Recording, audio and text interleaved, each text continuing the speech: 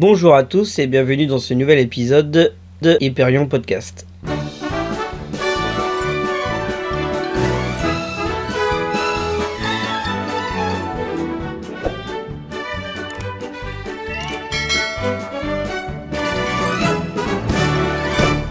Moi c'est Max. Et moi c'est Alex.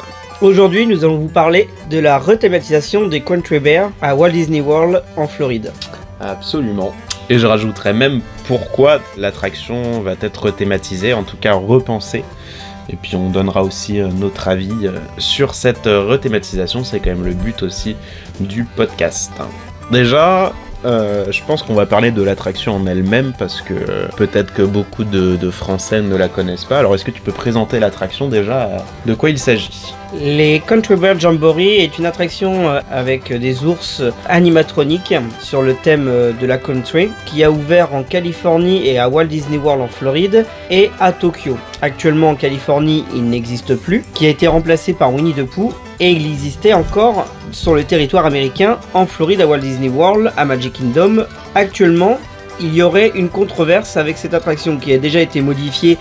Dans la bande son et dans le spectacle, ils avaient déjà retiré une scène qui pouvait être soi-disant offensante, que vous pouvez peut-être retrouver sur internet. Et actuellement, ils ont décidé de tout revoir l'attraction et d'incorporer une nouvelle rhythm sur les Country Bears, mais avec des chansons dessins animés Disney. Alors que je trouve très ça absurde parce que je ne vois pas où est le problème là-dedans. Alors je pense qu'on va en parler un peu plus tard, mais je voudrais quand même rebondir sur ce que tu disais concernant l'attraction en Floride. Il faut savoir qu'au Japon, donc à Tokyo, l'attraction existe toujours sous sa version d'origine. Donc les musiques qui ont été retirées il y a plus de 10 ans en Floride existent toujours à Tokyo. Exactement, à Tokyo il existe toujours sous la version originale. Alors est-ce que du coup l'attraction en Californie a ouvert avec le parc ? Il me semble pas, il a ouvert en 1972, le 24 mars 1972, si je me trompe pas. Oui, donc en fait la première version a ouvert en Floride avec le parc. Exactement, donc ils ont ouvert en même... Quasiment, un an d'écart, oui. Et petite chose aussi à prendre en compte, je sais pas si tu le savais, mais Country Bear Jamboree était jusque-là la dernière attraction du Magic Kingdom à avoir ouvert ses portes le jour de l'ouverture du parc.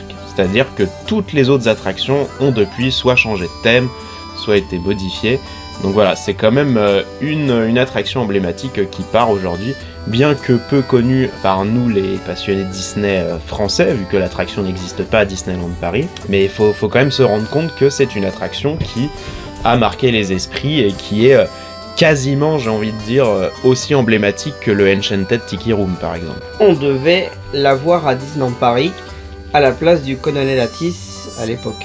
Pour les Enchanted Tiki Room, ouais, oui. Exactement. Donc comme tu disais tout à l'heure, c'est une attraction qui a fermé ses portes à Disneyland en Californie en 2001 pour laisser place effectivement au Dark Ride sur les aventures de Winnie l'ourson. Donc au Magic Kingdom, l'attraction a fermé ses portes très récemment et pour le moment à Tokyo Disneyland, l'attraction existe toujours dans la zone Westernland, donc qui est juste à côté de Big Thunder Mountain. Donc là nous allons parler maintenant de la rethématisation de l'attraction. Qu'est-ce qui va se passer sur les Country Bear Jamboree ? La nouvelle expérience des Country Bears a été annoncée à la D23 par Joss D'Amaro, le directeur général des parcs à thème. Donc, qu'est-ce qui a été annoncé ? Donc, il était annoncé qu'un tout nouveau spectacle ferait ses débuts du coup au Grizzly Hall, qui est le nom du bâtiment de Country Bear Jamboree, pour une nouvelle version qui s'appellera du coup Country Bear Musical Jamboree. Donc en 2024, il a même été annoncé que l'attraction ouvrirait au début de l'été cette année. Donc quand ils disent nouveau spectacle, on se rend bien compte que toutes les chansons qui jusque-là existaient seront totalement supprimées, puisque là nous aurons vraiment de la nouveauté à 100%. Ce qu'il faut savoir, c'est que les personnages de la version classique resteront là. On a pu voir une affiche. À une exception en tout cas, le fameux personnage Liver Lips McGraw, qui était connu pour ses lèvres gigantesques, serait modifié pour un Romeo McGraw. C'est la seule différence qu'on peut constater concernant les personnages. Il faut savoir aussi quelque chose avant qu'on vous donne notre avis, c'est que Tokyo Disneyland avait initialement développé une version justement où les Country Bear Jamboree chanteraient des chansons Disney. Sauf que c'est une chose qui n'a jamais fait suite. Et très honnêtement, je pense que ce serait une mauvaise idée que Tokyo Disneyland fasse ça, car alors à l'heure actuelle, nous sommes jamais allés à Tokyo Disneyland, mais pour avoir vu en vidéo en tout cas, leur version du Tiki Room avec Stitch, bah ça me fait pas trop rêver, donc je me dis qu'un Country Bear Jamboree avec des chansons Disney, ouais, ça me laisse un peu perplexe. Mais bon, on va en parler tout de suite après quand on vous dira nos avis. Il y a eu une rumeur aussi qui disait que Country Bear Jamboree pourrait être remplacé par un spectacle de marionnettes sur le thème de Toy Story. Visiblement, ça n'arrivera pas. Donc là, on parle bien de Walt Disney World hein, et plus de Tokyo Disneyland. Alors la question que on pourrait tous se poser et que vous vous posez peut-être, c'est pourquoi l'attraction change aujourd'hui? Alors l'attraction change. Il y a quelques années en arrière, quand Disney a commencé à changer son image sur l'inclusion, ils ont fait une enquête, ils ont appelé une sorte d'organisme qui contrôle toutes les attractions qui pourraient potentiellement être offensantes ou gênantes aux yeux de certains publics. Et du coup, les Country Bear en faisaient partie. Et les Country Bear en faisaient partie. Le problème des Country Bear, c'est pas les animatroniques, c'est pas l'ambiance ou le visuel que ça donne, ou les têtes qui peuvent être accrochées sur le côté droit, parce qu'il faut savoir qu'il y a 3 têtes qui parlent et qui présentent un peu le spectacle avant son commencement. Donc il y a Max, la tête de cerf, Buff, le bison et Melvin. Faut savoir que ce n'est pas ça le problème. Le problème, c'était les musiques. Les musiques et les chansons et les paroles qui sont données pendant le spectacle. Déjà, moi, je pense tout de suite à une chanson, c'est All the Guys That Turn Me On, Turn Me Down. Donc c'est la chanson qui est interprétée par Bunny, Bubbles et Beulah, les 2 ours femelles des Country Bear. Avec la petite robe bleue et le petit béret sur la tête. Je vais vous un peu citer la phrase en traduction, parce qu'il faut savoir qu'elle est en anglais, là je vais vous la citer en français. Chaque fois que je rencontre un gars qui me fait trembler, tout ce que je reçois de sa part, c'est un regard sale. C'est pareil partout, j'ai trouvé. Alors, si on traduit mot pour mot, ça veut dire à chaque fois que je croise quelqu'un, il a un regard sale. Donc, je pense que c'est ça qui peut déranger. Bah, c'est surtout que oui, le monde a évolué. Alors sur certains points c'est bien, hein, ça on va pas là pour faire de la politique, hein, mais évidemment et heureusement que certaines choses ont changé. Maintenant, moi ce qui m'ennuie un peu dans tout ça, c'est que nous sommes dans une époque, je pense qu'on a beaucoup de choses à dire sur ce sujet-là, mais on est dans une époque où aujourd'hui on se cache du passé et de ce qu'on a pu faire pour vivre tout simplement dans un monde où tout va bien.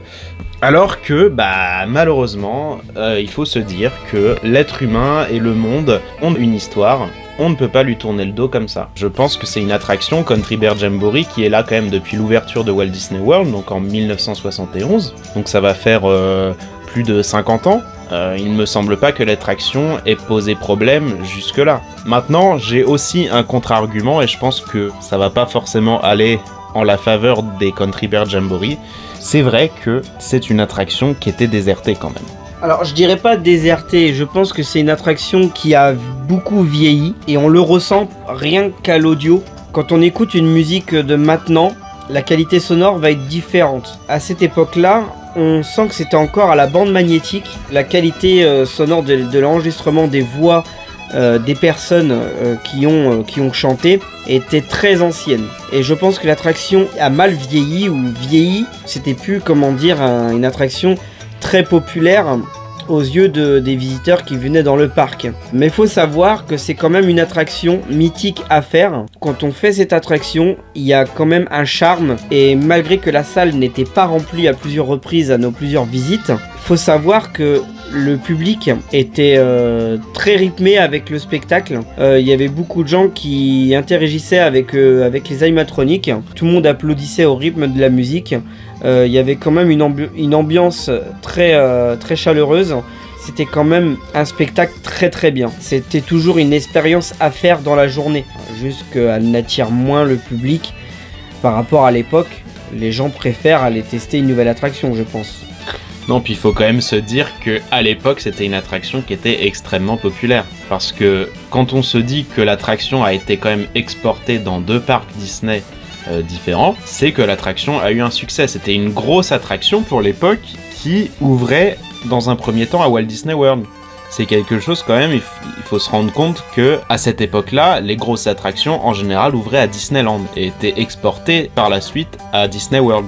Là, l'attraction a ouvert avec le parc en 1971. Et comme on l'a dit tout à l'heure, Disneyland a eu sa version à même pas 1 an après. Donc ça veut dire beaucoup de choses. Et il faut savoir que Tokyo Disneyland n'est pas une entreprise officielle de la Walt Disney Company. Bah, ça appartient pas du tout, mais... Non, c'est une franchise qui est de la société Oriental Land. Et il faut savoir que à chaque fois que Tokyo Disneyland veut une nouvelle attraction, ils viennent dans les parcs américains tester les attractions qui leur plaisent et les importent ensuite à Tokyo Disneyland. Il faut savoir qu'il y a une rumeur qui était sortie il y a quelques années.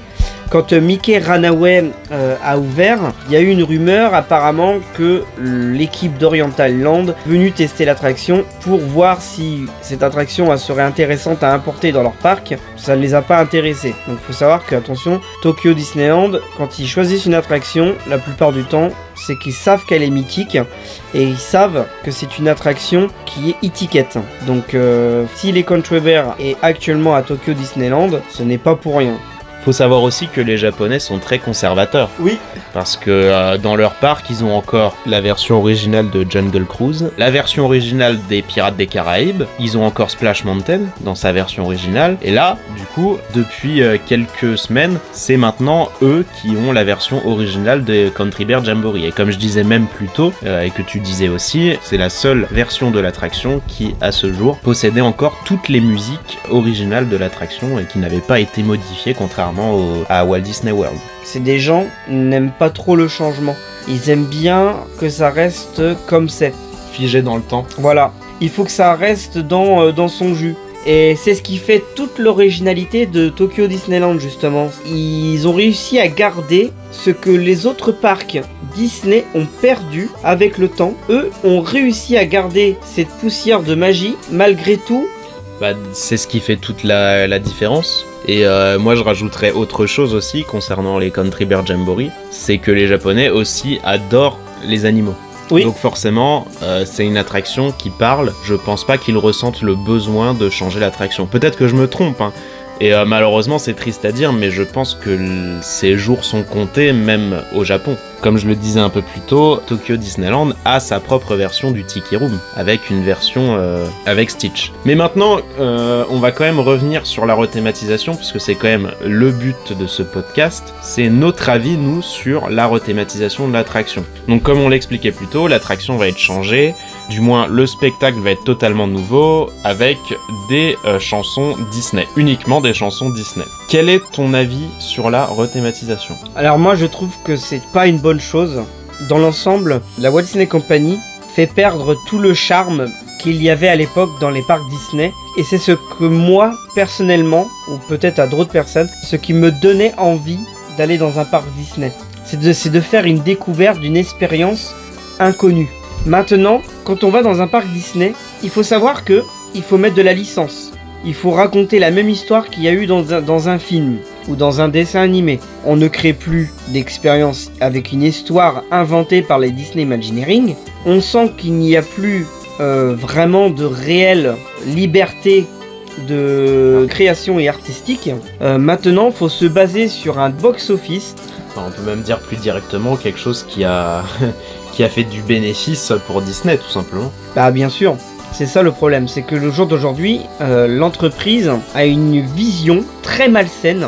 En fait, l'esprit créatif de Disney a disparu au profit du capitalisme.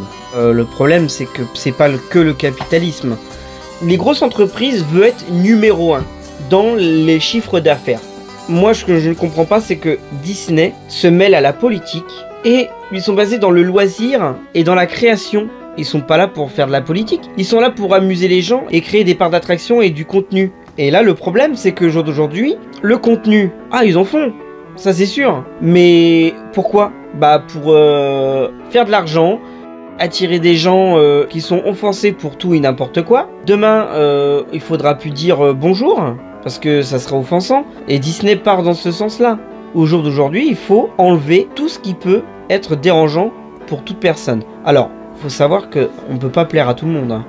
Nous, actuellement, ça nous plaît peut-être pas quand on entend dans les parcs chers amis, alors qu'on n'entend même plus mesdames et messieurs et vous les enfants. Je suis désolé, mais quand on se dit parc premium, ça fait pas parc premium. Les amis. Quand on arrive dans un hôtel, bonjour l'ami. Non, arrêtez. C'est pas logique. Peut-être que ma comparaison est un peu extrême. C'est un peu la vision des choses actuellement. En fait, c'est surtout que l'inclusion chez Disney et chez beaucoup d'entreprises est mal faite. Mais ça, c'est pareil, c'est encore une fois, on s'égare un peu. C'est un sujet qu'on doit aborder aussi, l'inclusion chez Disney, parce que pareil, on a beaucoup de choses à dire. Et de toute façon, c'est quelque chose qui est valable partout. Même nous, là, on est en train de faire un podcast, mais nous, on n'a aucune barrière. Hein. On vous dit vraiment ce qu'on pense, mais il y a malheureusement des choses qu'on est obligé de justifier. Comme là, par exemple, ce qu'on vient de dire. On n'a absolument rien contre n'importe qui. Chacun est ce qu'il veut, mais il faut quand même se rendre compte que cette inclusion est mal faite. Elle est pas faite comme elle devrait être faite. Et sur certains points, c'est bien fait, et sur d'autres, bah moi je sentais l'entreprise plus inclusive avant qu'ils aient instauré cette clé d'ailleurs qu'ils ont rajoutée en 2020. Moi, il y a certaines choses que je trouvais bien plus inclusives dans le parc avant, parce que justement, on avait la liberté de faire beaucoup de choses, de dire ce qu'on pensait. Maintenant, le problème, c'est qu'on est obligé de se stopper sur beaucoup de choses, alors que même les personnes concernées n'en veulent pas forcément. Moi, je connais plein de personnes qui adorent l'attraction Splash Mountain, alors qu'elle devrait, selon Disney, être offensée par cette attraction-là. Et moi, je trouve ça vraiment dommage qu'on aille dans ce chemin-là, et moi, c'est plus du tout le Disney que j'aime, en fait.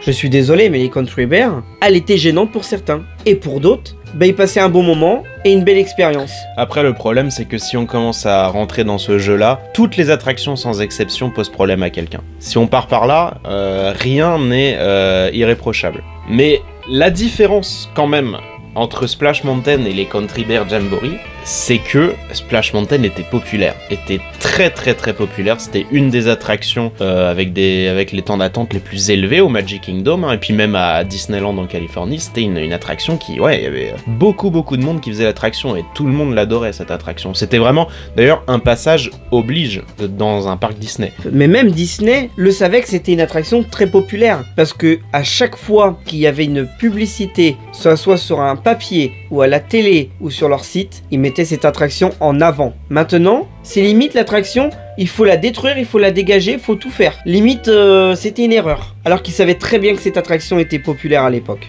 Donc au contraire de Country Bear Jamboree, où effectivement c'était une attraction qui malheureusement était, je trouve, de plus en plus désertée par les visiteurs. Alors ça va me permettre moi de vous donner mon avis sur le changement de l'attraction. Est-ce que pour moi c'est une bonne idée ? Alors j'aurais envie de dire que malheureusement, et je précise bien malheureusement, pour moi c'est une bonne idée. Alors en étant tout objectif, moi c'est une attraction que j'aime vraiment beaucoup. C'est une de mes attractions préférées de tout Walt Disney World d'ailleurs. Et de toute façon, je pense que vous l'avez compris, mais Max comme moi, nous sommes très conservateurs et nous aimons pas en général les changements d'attraction. Mais pour moi, malheureusement, l'attraction sera plus populaire comme ça. Parce que malheureusement, c'est ce que les gens veulent aujourd'hui. Les gens ne veulent plus qu'on leur raconte des histoires, ils veulent juste voir des choses qu'ils connaissent. Et malheureusement, c'est une attraction qui fonctionnera sous sa version actuelle. Donc, ils ont malheureusement raison de faire ça, même si, selon moi, j'aurais préféré qu'ils remplacent totalement l'attraction, qu'ils la rethématisent totalement sous un autre thème. Parce que là, en gros, on réutilise des choses qui ont fonctionné dans le passé, juste pour rajouter des chansons Disney qui, encore une fois, moi j'ai pu voir la liste des chansons, c'est des chansons Disney, voilà, populaires qui ont bien fonctionné. Et je trouve ça un peu facile de faire ça, et je suis obligé aussi de faire un lien à une version qui a eu lieu au Magic Kingdom de Enchanted Tiki Room, qui s'appelait Enchanted Tiki Room Under New Management. Donc c'était une attraction qui avait ouvert en 98, donc mettant en scène Zazu du Roi Lion et Iago de Aladdin, donc qui chantaient respectivement leurs chansons. Pour avoir vu une vidéo, ça avait l'air très très mauvais, et le public d'ailleurs n'aimait pas cette version-là. Un jour, il y a eu un accident, il y a eu un incendie sur cette attraction, et c'est un peu bizarre de dire ça comme ça, mais grâce à cet incendie, l'attraction a retrouvé sa version originale depuis. Mais tout ça pour dire que pour moi, l'attraction fonctionnera un temps. Donc sur court terme, c'est une bonne idée de changer l'attraction. Mais il faut quand même se rappeler que l'attraction, elle date, encore une fois je le rappelle, de 71. Elle a plus de 50 ans l'attraction. Est-ce que dans 50 ans, si l'attraction existe toujours sur la version qui va ouvrir au mois de juillet, est-ce que selon toi l'attraction sera aussi populaire dans 50 ans? Est-ce que l'attraction d'ailleurs durera dans le temps aussi longtemps? Je ne pense pas. Non, on va prendre exemple sur une attraction Ratatouille qui a ouvert en 2014 si je ne me trompe pas. Fête ses 10 ans cette année. Qui a ouvert en 2014, très populaire au début. Au bout d'un an, commence à avoir des temps d'attente plutôt corrects comme normal. Maintenant, au jour d'aujourd'hui, le plus gros attente que vous pouvez avoir sur Ratatouille, c'est 60 minutes. Et encore, 60 minutes, c'est quand il y a de grosses affluences. Oui. C'est pas une attraction qui est très populaire. Mais maintenant, au jour d'aujourd'hui, quand vous faites Ratatouille, c'est bien une fois, c'est bien 2 fois, c'est bien 3 fois. Il n'y a plus la sensation de plaisir de refaire l'attraction. C'est ça. Parce que vous connaissez déjà le dessin animé, vous connaissez le film. Vous prenez par exemple Space Mountain. À l'époque, Space Mountain de la Terre à la Lune, c'était waouh, fallait faire, et c'était une attraction qui donnait envie. Avec le canon qui bougeait, avec l'expérience visuelle qu'il y avait à l'extérieur, c'était extraordinaire. Tout le monde en parle encore aujourd'hui. Même des gens qui n'ont jamais fait l'attraction en parlent aujourd'hui. Maintenant, vous allez faire Star Wars Hyperspace Mountain. Ah, vous avez la musique. Ah, vous avez la projection. Mais c'est tout, il n'y a rien de plus. Vous la faites une fois parce que c'est un roller coaster. Et c'est le problème de maintenant, c'est que Disney font des attractions qui sont déjà obsolètes dès la première ouverture. Moi personnellement, je trouve que Disney a perdu son charme, et c'est pour ça que les Country Bears, pour moi, si on retire les Country Bears, ça retire le charme que Disney a. Quand vous êtes dans la salle d'attente avant d'accéder à la salle du spectacle, vous avez plein de tableaux, vous avez et le souci du détail, c'est que sur le sol, on voit des griffes d'ours. Ils ont été jusqu'à sur le plancher donner des griffes d'ours.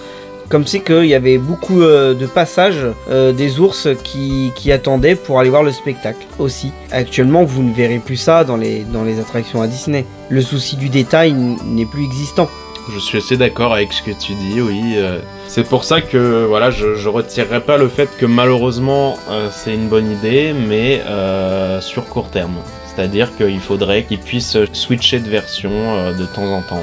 Mais malheureusement, c'est comme ça. Aujourd'hui, la seule façon pour nous et pour vous de faire l'attraction, c'est d'aller du coup au Japon, à Tokyo Disneyland.